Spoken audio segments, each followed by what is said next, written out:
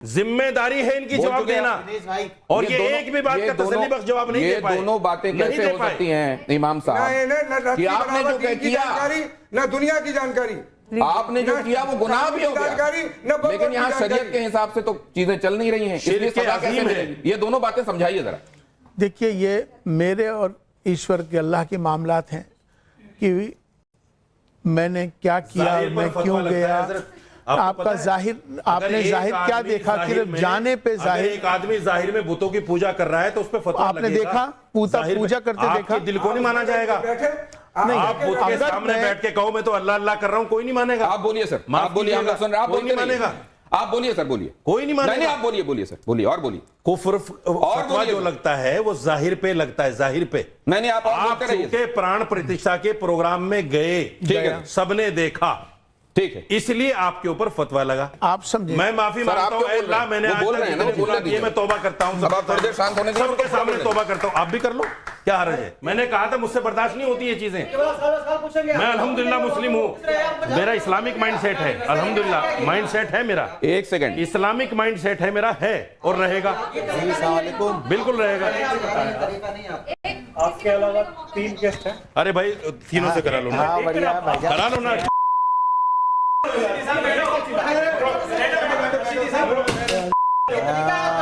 ये के माइक तोड़ दिया यार। ये तो सब गलत बातें कर रही हैं। नहीं, वो जो आपको समझ में नहीं आएगा वो गलत नहीं हो जाएगा ना सर। कर रहे हैं दीन के खिलाफ तो भाई मेरी मत कीजिए मेरे खिलाफ कभी। आपने सब ये आप दोबारा मत बोलिएगा। दीन के खिलाफ कौन बगावत कर रहे हैं? या दीन के खिलाफ है जो मैंने आज पुलिस का विरोध कर दिया आपने। आप कुरान आप कह रहे हैं कि शैतान वाला काम कर रहे हैं। आप होते कौन ये बात बोलने वाले? आप होते कौन ये बोलने वाले? अथॉरिटी दी किसने दी? उनको लेके भी ऐतराज यही था। कौन शैतानी रास्ते पे चल रहा है? उनको लेके उनको लेके भी ऐतराज यही था, उनको लेके भी ऐतराज यही था। दीन का खंजर लेके लोगों को बरगलाते फिरते हैं। आप कुछ नहीं जानती। आप नहीं बोल रहे, कैसे बोल रहे हैं कि शैतानी रास्ते पे चल? हाजिर खान साहब, तुमने हाजिर खान साहब, ये कि अगर आप शांत रहोगे, इसलिए वो सही है। अगर आप शांत रहोगे तो गलत बोल रहे हैं। उन्होंने तर्जुमा कर दिया। थोड़ी सी अकल ले आइए, थोड़ी सी अकल ले आइए, कर लीजिए थोड़ी सी। सर, अगर एक दूसरे को बोलने, एक सेकंड, क्यों बोल रहे हैं? अगर एक दूसरे को बोलने ही नहीं दोगे, शांत। गुलाम क्या है? आपका तरीका गलत है। क्या का तरीका गलत है? अगर करने की कोशिश मुझे मत समझ। मैं किसी को कुछ नहीं समझता, आदमी समझता हूँ। किसी को भी प्लीज ये क्या प्लीज आप देख नहीं रहे? साजिश कर रहे हैं सत्ता को भड़काने के लिए। ये सत्ता से जुदा की समझ नहीं रहे।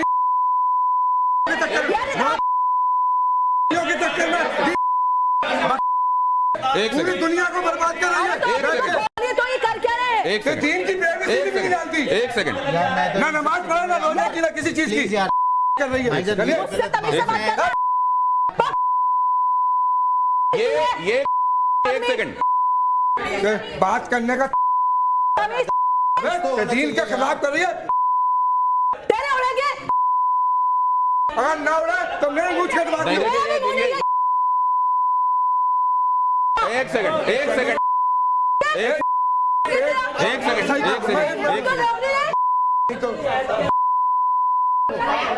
तो अभी आप लोग लगातार ये देख ही रहे हैं कि किस तरीके से कई बार सवाल करना लेकिन जवाब नहीं सुनने की जो आदत है, या वही जवाब चाहिए जो हम सुनना चाहते हैं, ये इधर माय वे और हाईवे वाला जो तरीका है कि केवल हमारे तरीके से चलिए वरना आप गलत हैं, उसी के चलते यहां से 3 लोग अभी आपको चले गए दिखाई दे रहे हैं। लेकिन ये धर्म संकट तो अभी आगे जारी है, इसलिए अब आपको मैं इमाम साहब कहूंगा कि जरा मेरे साथ आए यहां और कुछ एक चीजों पर जो बहुत महत्वपूर्ण है उस पर अपना नजरिया जरूर दें। हालांकि मैं ये देख रहा था कि आप जब कहते हैं कि बहुत सारे लोगों को, इधर आ जाइए, बहुत सारे लोगों को समझाना है और ये मुश्किल काम है, तो आप ये क्यों कहते हैं दिखाई दे रहा था जी। और मैं जरा अंबर जैदी से भी समझूंगा कि जब इस तरीके की जो चीजें वो देखते हैं और धर्म की ऐसी व्याख्या वो देखती हैं तो कैसे उसको रिएक्ट करती हैं। लेकिन जरा जल्दी से ये देखिए और इस पर अपना रिएक्शन दीजिएगा। एक लाइन में आपको बताना है कि इसको देखकर आपके जहन में क्या आता है। अब ये मैं प्ले करने वाला हूं 1 बाय 1। धर्म संकट, पहला, हिंदू, संविधान, मुसलमान, देश में खतरे में कौन दिखाई दे रहा है? देश में कौन खतरे में दिखाई दे रहा है? हिंदू, संविधान और मुसलमान। मतलब इन तीनों में से कौन है जो खतरे में दिखाई दे रहा है? कोई कह देता है हिंदू खतरे में है, कोई कह देता है संविधान खतरे में है, कोई कहता है मुसलमान इस समय सबसे ज्यादा खतरे में है। आपको खतरे में कौन दिखाई देता है? मुझे तो कोई ऐसा खतरा दिख नहीं रहा। आपको कहीं कोई खतरा नहीं दिखाई दे रहा है? मतलब खतरे से मुराद क्या है कि क्या कहाँ हिंदू खतरे में है, कहाँ संविधान खतरे में है, कहाँ मुसलमान खतरे में? चलिए नेक्स्ट प्ले कीजिए। मुझको कोई हाँ इनमें से किसी पर भी खतरा मंडराता हुआ दिखाई नहीं दे रहा है। अगला दिखाइए। क्या बुलडोजर न्याय का प्रतीक है? आपका नजरिया क्या है? देखिए, कानूनन कोई भी काम कानून के दायरे में हो तो वो ज़्यादा बेहतर है। चाहे वो कोई भी एक प्रक्रिया बुलडोजर के कानून के दायरे में ठीक है, अगर कानूनन है तो उसमें कोई बुराई की बात नहीं। कानून के दायरे में चल रहा है अगर बुलडोजर तो वो ठीक है। नेक्स्ट दिखाइए। अगली, क्या देश के विकास के लिए अगली स्लाइड कहती है यूसीसी जरूरी है, हाँ या नहीं? देखिए, मुझे लगता है कि ये विषय राष्ट्रीय विषय है मुझे, और राष्ट्रीय विषय में मुझे लगता है कि इसका होना बेहतर होगा। यूसीसी होना राष्ट्र के लिए बेहतर होगा? बेहतर होगा। कौम के लिए कैसा होगा? सभी के लिए अच्छा होगा, उसमें कौम भी आती है देश में। चलिए नेक्स्ट दिखाइए। नेक्स्ट स्लाइड कहती है मुसलमानों का सच्चा रहनुमा कौन है, औरंगजेब या मोहम्मद अली जिन्ना? क्योंकि इनको बहुत बार बहुत तरीके से रहनुमा के तौर पर प्रोजेक्ट पोर्ट्रे किया गया है। इनमें से कौन दिखाई देता है आपको रहनुमा? मैंने तो इनको भी नहीं देखा, इनको भी नहीं देखा, तो इसलिए तो इनमें से कोई भी मेरे को रहनुमा नहीं दिखाई देता, ये कह रहे हैं। मोदी जी रहनुमा दिखते हैं। कौन दिखाई देता आपको रहनुमा? नरेंद्र मोदी जी रहनुमा दिखते हैं, जिनको हमने देखा है। ना मैंने उनको देखा, ना मैंने इनको देखा। तो तीसरी तस्वीर आपने लगाई नहीं। मुझको तो नरेंद्र मोदी में रहनुमा मुसलमानों को दिखाई देता है। वैसे इस बात को लेकर बहुत सारे लोग आपको कहते हैं कि आपने चश्मा ही ऐसा लगा रखा है कि आपको उन्हीं में सब कुछ अच्छा दिखाई देता है। क्या कहना, जो अच्छा करेगा उसको अच्छा ही कहा जाएगा। तो क्या ये राष्ट्रीयता का चश्मा है जिससे आप देखते हैं, इसलिए उनमें अच्छा ही दिखाई देती है? देश के प्रति समर्पित हैं, देश के लिए लगे हुए हैं, देश को आगे बढ़ा रहे हैं, तो क्यों ना कहा जाए। तो राष्ट्रीयता की बातों में एक बात और समझ लेना चाहता हूं, जब आप करते हैं तो कई लोग इसको कौम के खिलाफ क्यों देखते हैं? उनका अपना नजरिया है।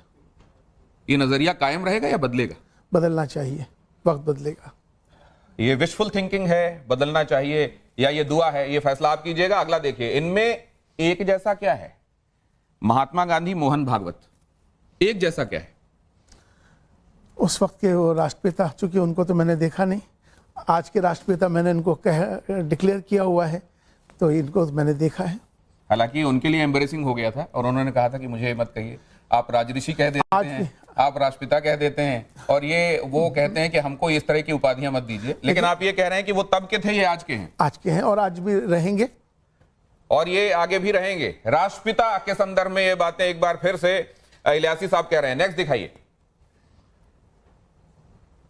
पीएम मोदी के घर में एक नन्हा मेहमान आया, बीते दिनों ये तस्वीरें आपने देखी होंगी, आपके जहन में क्या आया? बहुत अच्छा आया, और इससे एक उनका लगाव, उनका जो भाव गाय के प्रति, और उसका एक बहुत पॉजिटिव संदेश है। मुझे लगता है कि ये जिस तरह से उन्होंने इसको अपने मेहमान को बुलाया है, ये बहुत पॉजिटिव है और अच्छा है। ये पॉजिटिव सिर्फ इमाम इलियासी साहब के लिए है? सभी के लिए, देश के लिए है, क्योंकि देश के अभी प्रधानमंत्री हैं, तो प्रधानमंत्री जो इस समय जो कर रहे हैं वो देश के लिए ही है। अगला दिखाइए। प्रधानमंत्री नरेंद्र मोदी जो कर रहे हैं, इससे बहुत सकारात्मक वातावरण तैयार हुआ है। ब्रुनेई के उमर अली सैफुद्दीन मस्जिद में मोदी दिखाई दिए, आपके जहन में क्या आया? अच्छा आया।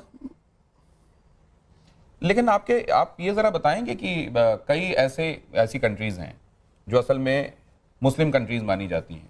यहां भी देखिए, आप मिडिल ईस्ट में देख रहे हैं मंदिर बन रहा है।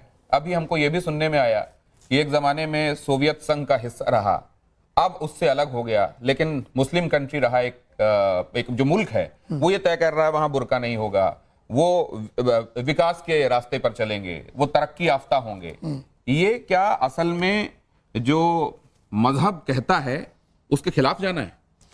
नहीं, दरअसल अभी जो तस्वीर आपने लगाई है मोदी जी की मस्जिद में, तो मस्जिद तो सभी के लिए होती है, खाली हिंदू या। तजाकिस्तान ने फैसला किया है कि वो दकियानूसी बातों को नहीं मानेगा। हाँ। उसने अपनी दकियानूसी कौन सी चीजें उसको डिफाइन भी किया है। मैं ये जानना चाहता हूं कि इमाम साहब के हिसाब से वो तरक्की याफ्ता सोच है या आपके हिसाब से वो धर्म के खिलाफ, मजहब के खिलाफ सोच है? देखिए, धर्म को वो आज भी उसी तरह से मानते हैं जिस तरह से मानना चाहिए। अभी आपको मैं बताता हूं कि जिस तरह से अब इंडोनेशिया को अगर आप देखते हैं, दुनिया का सबसे बड़ा लार्जेस्ट मुस्लिम पॉपुलेशन है इंडोनेशिया में, लेकिन वहाँ पर जो हिजाब है आप देखेंगे जो चेहरा उनका खुला होता है, लेकिन बहुत सारी जगह जहाँ पूरा ढका हुआ होता है। तो मेरा मानना यह है कि अपने इस्लाम को भी मानते हैं, अपनी संस्कृति को भी मानते हैं, और इंडोनेशिया के जो लोग हैं, इसी तरह से तजाकिस्तान के लोग हैं, उन्होंने भी अपना एक नजरिया पेश किया है। वापस अपनी जगह पर आ सकते हैं। इमाम साहब ने बड़े दो टूक तरीके से सही को सही, गलत को गलत कहा है, लेकिन अब एक बात मैं आपसे समझते हुए, अंबर जैदी, आप अकेली बची हैं। वो लोग, जो तमाम लोग आए थे यहाँ सवाल पूछने के लिए, वो ना तो जवाब देने दे रहे थे, जवाब सुनने की भी उनमें सलाहियत नहीं दिखाई दे रही थी, पेशेंस भी दिखाई नहीं दे रहा था, और उसके बाद हर एक चीज में ऐसे टोका जा रहा था जैसे उन्होंने एक अपने दिमाग में प्री कंसीव्ड तरीका बना रखा है कि आज इनको बोलने नहीं देना। ये क्यों था? सबसे पहली बात तो शेर अकेला आता है, झुंड में आता नहीं है। झुंड में तो ऐसे कायर लोग वार करते हैं जिनको ऐसी जरूरत होती है। सबसे पहली बात तो ये देखिए, ये पहली बार नहीं है। आप जानते हैं कि मैं बहुत लंबे अरसे से टीवी में डिबेट्स करती हूँ और ये आए दिन का काम है। ये इनका पुराना नहीं, तो ऐसे लोगों का मोटिव क्या लगता है आप? ऐसे लोगों का कोई मोटिव नहीं है। ये लोग कौम का भला नहीं चाहते। ये लोग चाहते हैं कि ये थोड़े से फेमस हो जाएं और इनको राज में कुछ करने के लिए पार्टी में किसी उसमें मिल जाए। तो आज बहुत साफगोई से यहाँ बातें रखी गई, लेकिन साथ में एक बात और देखने को मिली